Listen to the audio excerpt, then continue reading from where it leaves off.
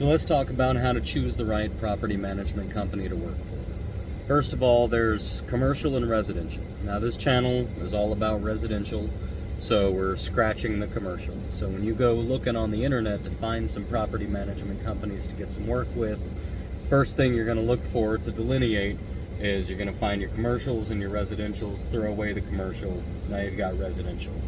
Now the next big thing you're going to want to look for is whether they have their own in-house maintenance.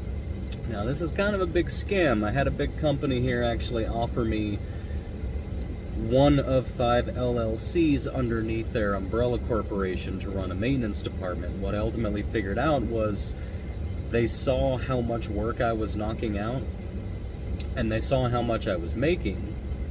And it's not that they didn't know this before, but specifically when I was doing this, they approached me to see about taking over a maintenance department. They said you can keep your own company, so you are still you under this company. It's still your company, you run everything, but we want to bring you in under our umbrella, and we're going to help you with inventory, and we're going to help you with insurance and all this other stuff.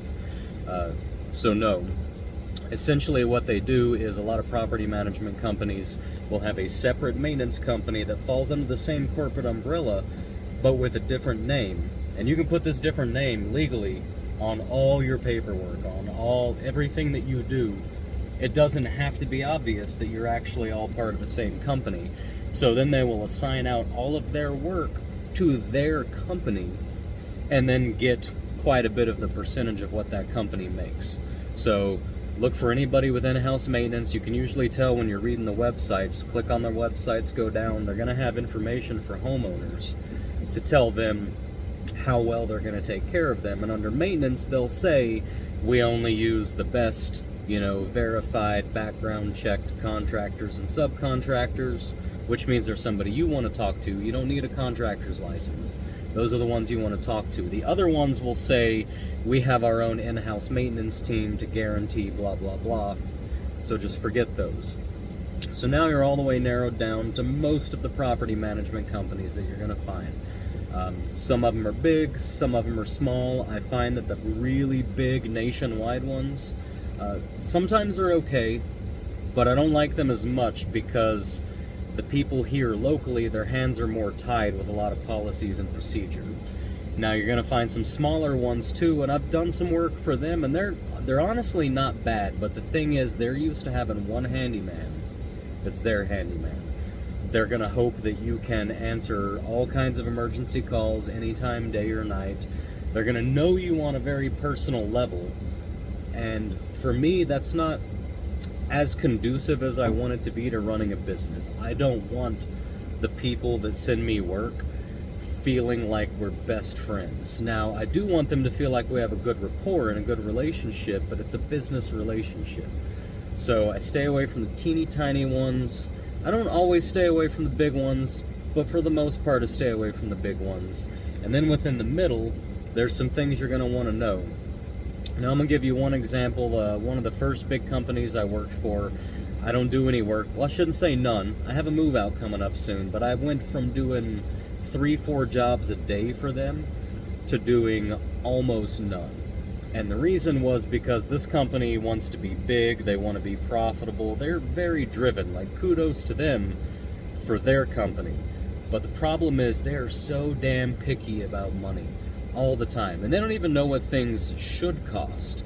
They just know that they'd always like it to cost less than what it is. And you spend a lot of time justifying. They want you to send receipts for the materials on every single job. They want you to actually line item. So say they send you a house with 20 things to do, and you show up at 8 a.m. and you work until 4 p.m. and you look at your hours and you look at your materials and you calculate it all up, you send an invoice, doesn't take long. They want it all broken down, line item all the way down, with a receipt for every single stupid little part. And what you end up with is you waste a lot of time, and then they want to come back later and say, hey, on that last job you charged us $17 labor per smoke detector for changing out those 7 smoke detectors. And on this job, you charged us $23.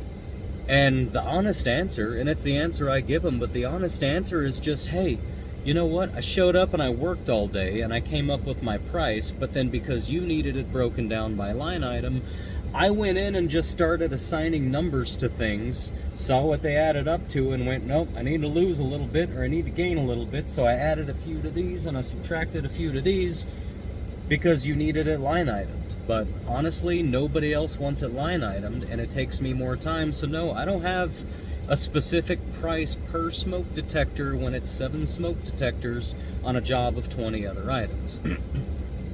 So just pay attention to that. And if you get started with a new company, you know, they're going to ask sometimes about cost. And that's okay.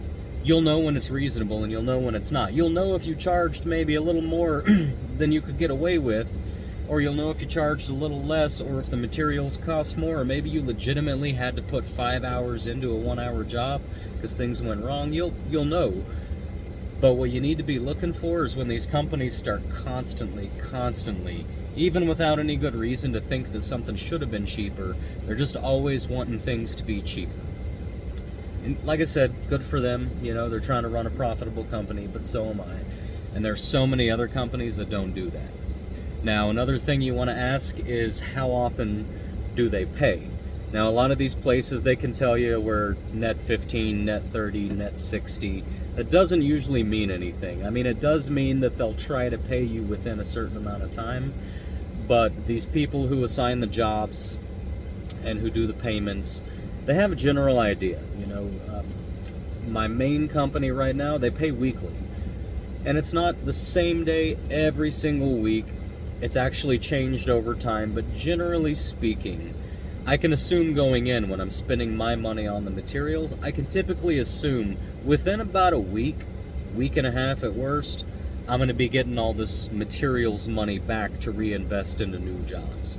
Now, if all they'll tell you is they're net 30 and they can't promise anything, that probably means they're not going to pay you for 30 days or at least 2 or 3 weeks. And honestly, you don't have to put up with that. I mean, if you need more work, you can put up with that. And as I grow and have more capital, I probably will put up with that at some point in the future. But as of right now, there are a handful of companies I have, and they don't all pay weekly. One of them pays essentially from the day you submit the invoice. Typically, you're going to see a payment coming within about 10 days. Now, if you do 3 jobs over 3 different days, Monday, Tuesday, Wednesday, then maybe you'll see all 3 10 days from them. Maybe you'll see 1 7 days later, and the other 2 will be 4 days after that. But generally speaking, they all pay within about 7 to 10 days. The companies that I've consistently done work for, that I enjoy doing work for, is how often they pay. Another thing you're going to need to know is whether or not they require that you are a legit business and whether they require that you have business insurance. Now, for me, that doesn't matter because I am a legit business. I'm an LLC. I have my insurance. I have all my ducks in a row. But if you're just starting out, you know, one of the ways you might start out, say you still have a 40-hour-a-week job and you need to ease yourself into this, you can start calling these companies, or better yet, going in person, dressed relatively well, with a tape measure on your belt, and just talk to them so that they can see that you're not a piece of crap, you know, so that they can see that you're not a drunk, you're not dirty, you're not disheveled. But anyway, so you've got a regular job. Most of these companies, or at least say half of them, they don't require that you're a business. They'll 1099 you with just your social security number, and you can tell them, just be like, hey, look, I'm not running the full business yet. I'm trying to get my feet wet. Here's a list of 5 jobs that I'm really good at, that I can knock out hands down over and over and over. You don't have to send a lot of them to me, but these 5 jobs, go ahead and send to me if you would like to, and I'll get them done. And they won't want insurance, they won't want business license, none of that stuff. But you do need to know going in what it is they're going to need from you.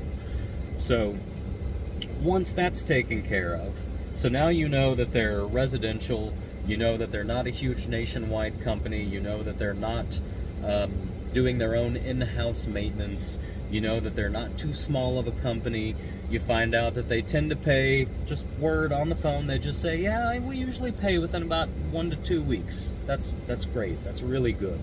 So now you've got all that info. You want to know what software they use and or how they're going to send you work. Because some companies, and it's up to you if you like this or not, but some companies have a particular suite of software that they're going to need you to use. Now, I just use them, and everybody has a different one. They're all paying way too much for them.